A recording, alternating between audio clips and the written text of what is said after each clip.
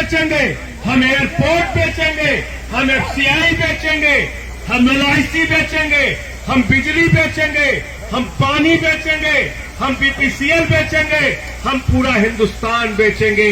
कर्मचारियों को यह कहना होगा, कर्मचारियों को यह कहना होगा कि हम भारत की संपत्ति को बिकने नहीं देंगे।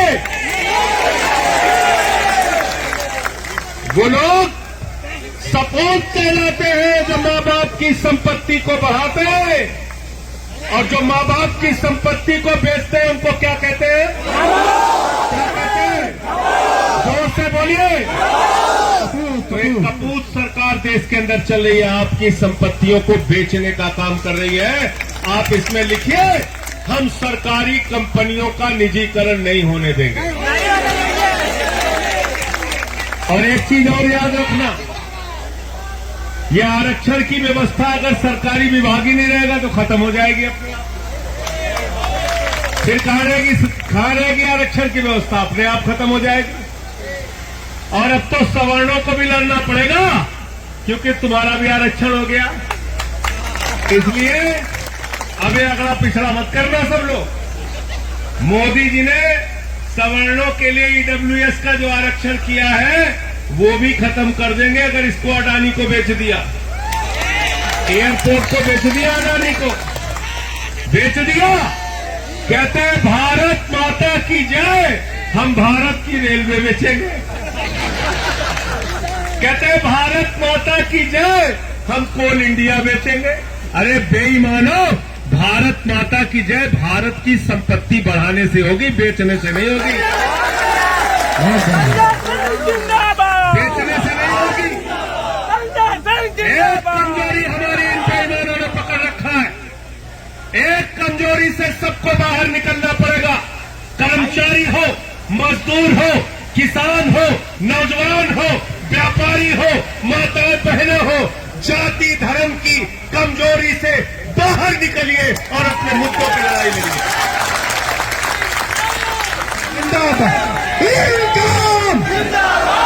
हमको कहना होगा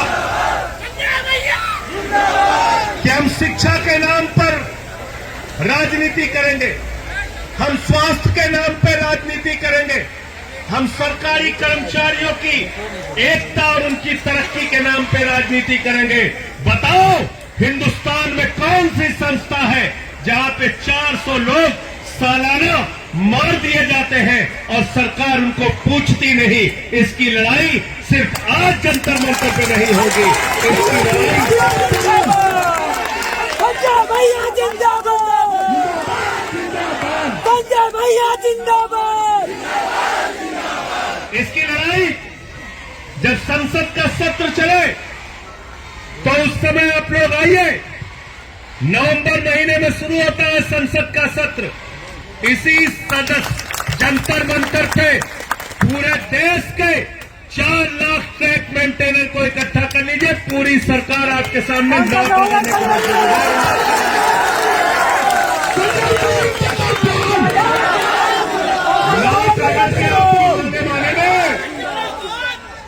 याद रखना। और मैं तो विपक्ष में हूं, एक ही वादा आपसे करके जा रहा हूं, लाठी खाओगे लाठी खाऊंगा, जेल जाओगे जेल जाऊंगा। पार्लियामेंट में आपकी आवाज उठाने,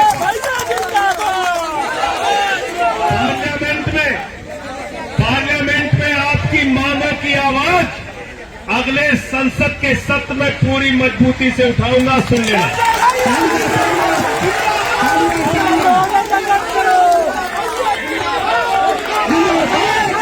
कोई ऐसा मुद्दा नहीं बचा जिसके मामले को लेकर मैंने पार्लियामेंट में आवाज पूरी मजबूती से आम आदमी पार्टी के सांसद के तौर पे मैंने देश की संसद में आपकी आवाज उठाने का काम किया।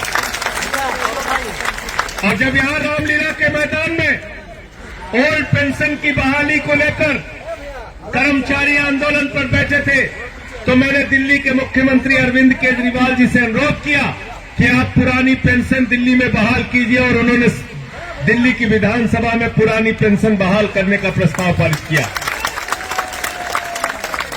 इसलिए आप सब आपसे एक ही बात कहना चाहता हूं, जो ट्रैक मेंटेनर ट्रैक को सही करते हुए, ट्रैक को बनाते हुए अच्छा ट्रैक बन सके, इसलिए ट्रेन के नीचे आके अपनी जान दे देते हैं, वो आपके और हमारे लिए शहीद हैं, जो लोगों की जान बचाने के लिए अपनी कुर्बानी देते हैं। रेल के अंदर यात्री बैठकर अच्छी ट्रैक पे चल सके, इसलिए ट्रैक मेंटेनर अपनी जान की कुर्बानी दे देता है। और इसलिए मैं आपसे कहना चाहता हूं, वो अगर आपके लिए, हम सब के लिए शहीद हैं, तो जैसे दिल्ली की सरकार ने शहीदों के लिए 1 करोड़ की सम्मान राशि घोषित की है, जिसके साथ भी ऐसी दुर्घटना होती है, उनके परिवार के लिए 1 करोड़ की सम्मान राशि परिवार के लिए रेलवे की तरफ से मिलना चाहिए।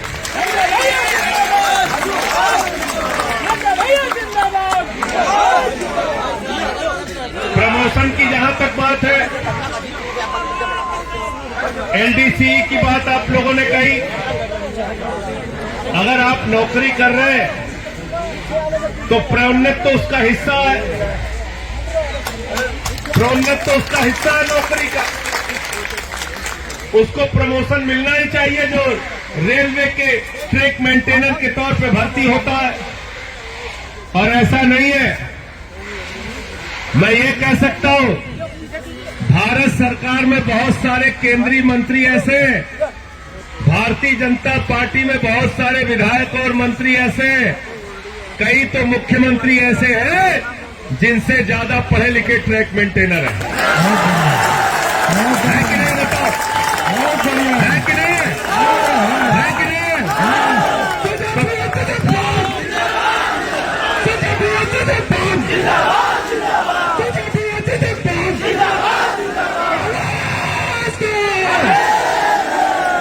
तो एक चीज बताओ, तुम 8वीं पास करके देश चला सकते हो और ये MA पास करके प्रमोशन नहीं ले सकते हैं, कैसी बात है भाई?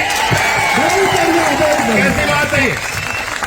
तुम 8वीं 10वीं पास करके अंगूठा टेक होकर भी देश चला सकते हो, मंत्री बन सकते हो, मुख्यमंत्री बन सकते हो, केंद्र सरकार में मंत्री बन सकते हो। अरे ये तो पढ़े लिखे लोग हैं, इनको भी प्रमोशन मिलना ही। और इसलिए एक बात मैं जरूर कहना चाहूंगा, एक अंतिम बात आपसे जरूर कहना चाहूंगा, साल 11 महीने तक आप लोग इंसान रहते हैं, जैसे ही चुनाव आता है कोई हिंदू हो जाता है, कोई मुसलमान हो जाता है, कोई ठाकुर हो जाता है, कोई ब्राह्मण हो जाता है, कोई यादव हो जाता है, कोई दलित हो जाता है, कोई पिछड़ा हो जाता है। ये काम बंद कर दो, ये काम अब नहीं चलेगा। सारे के सारे 4 लाख ट्रैक मेंटेनर कर्मचारी है, और जो हमारा हक नहीं देगा हम उसके खिलाफ वोट देंगे। ये प्रस्ताव पारित करो, तब डरेंगे तुमसे, तब डरेंगे।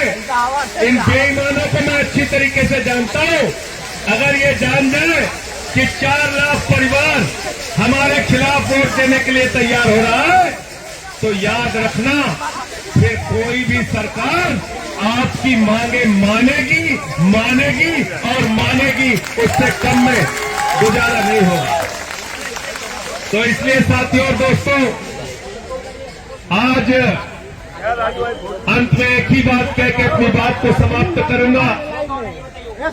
नौजवान कहता है हमको नौकरी दे दो, सरकार कहती है पैसा नहीं है। किसान कहता है फसल का दाम दे दो, सरकार कहती है पैसा नहीं है। कर्मचारी कहता है पेंशन दे दो, प्रमोशन दे दो, सरकार कहती है पैसा नहीं है। माताएं बहनें कहती है बच्चों का दूध महंगा हो गया, इसको सस्ता कर दो, थोड़ी महंगाई तो कम कर दो, सरकार कहती है पैसा नहीं है। ये पैसा गया कहां साथियों, याद कीजिए। अडानी 2014 में उसकी संपत्ति थी 39,000 करोड़, 2018 में उसकी संपत्ति हो गई 57,000 करोड़, 2020 में उसकी संपत्ति हो गई 2.5 लाख करोड़, 2022 में उसी अडानी की संपत्ति हो गई 13 लाख करोड़ रुपए। आपका पैसा इन पूंजीपति लोगों ने लूट रखा है, इनसे हिसाब लेना होगा, तब हमारी समस्याओं का समाधान होगा। पंजाब भैया जिंदाबाद। जिंदाबाद। एक अडानी के लिए 13 लाख करोड़ रुपए और ट्रैक मेंटेनर जो अपनी जान दे देता है, उसके लिए रक्षक यंत्र का पैसा नहीं, उसके लिए एलडीसी का पैसा नहीं, उसके लिए प्रमोशन का पैसा नहीं, उसके लिए पेंशन का पैसा नहीं। अभी भी आपको याद है? आप बताइए मुझे, उसको मुआवजा देने का पैसा नहीं, उसके लिए पैसा नहीं। अडानी को 2.5 लाख करोड़ रुपए बैंक से कर्जा मिला है। एक आदमी को दुनिया का दूसरे नंबर का अमीर बना दिया मोदी जी, और ट्रैक मेंटेनर गरीबी में मुफलिसी में अपना परिवार चलाए, ये दोहरी व्यवस्था नहीं चल सकती। तुम अडानी को 2 नंबरी अमीर बना रहे हो, बनाओ भाई, 2 नंबरी अमीर बना दिया उसको, लेकिन ट्रैक मेंटेनर की भी समस्या आपको सुननी पड़ेगी और इसका भी समाधान करना पड़ेगा। अंत में मैं फिर कह रहा हूं, इसको अलग अलग राज्यों की राजधानी में रखिए। उसके बाद नवंबर के आखिरी सप्ताह में पार्लियामेंट की शुरुआत होगी। तारीख आप लोग तय कर लीजिए, लेकिन 4 लाख ट्रैक मेंटेनर जिस दिन दिल्ली की सड़कों पर आ जाएगा, मैं दावे के साथ कहता हूं, रेल मंत्री नहीं, देश की सरकार और प्रधानमंत्री को आपकी एक एक मांग माननी पड़ेगी, सुननी पड़ेगी। पार्लियामेंट के सत्र में क्या बोलूंगा वो सुन लेना। आपकी एक एक मांग को इस गूंगी बहरी सरकार के कानों में पहुंचाने का काम करूंगा। आपकी आवाज पार्लियामेंट में उठाऊंगा। बहुत बहुत शुक्रिया, बहुत बहुत धन्यवाद। इनकलाब जिंदाबाद, इनकलाब जिंदाबाद, कर्मचारी एकता जिंदाबाद, कर्मचारी एकता जिंदाबाद। महोदय आप अभी आप नहीं जाएंगे, आप थोड़ी